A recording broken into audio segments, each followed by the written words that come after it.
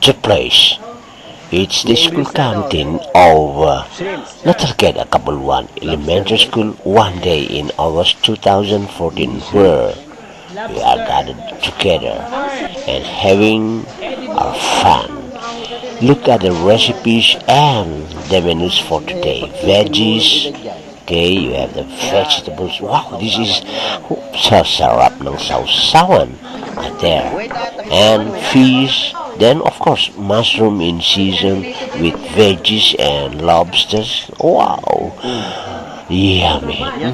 I want to take it. Okay, so this is one time where the members of the big family of Natalqueda Cabuluan Elementary School have to gather together and enjoy this buffet style eat all you can celebration of the birthday of the Lakandiwa of the school's Balagtasan team who plays second in the recently elimination round for the celebration of Wika Linggo ng Wika. That's it, okay? So here we can see the members of a big family now enjoying. It's really a buffet style and eat all you can. That's it.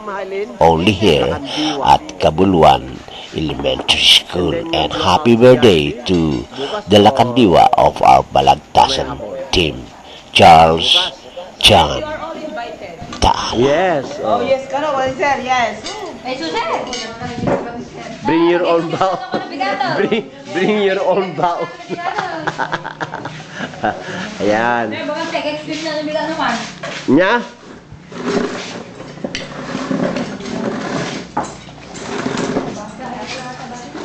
Ito ang a very closely knitted family ng Natalqueda Cabuluan Elementary School.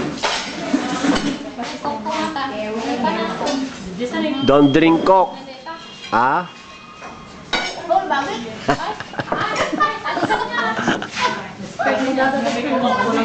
Apay. Inawis mo ka ni James na tao. Oh. Okay. Wala naman yung celebrator natin. Laki, we enjoy latan ha. And we have to say thank you.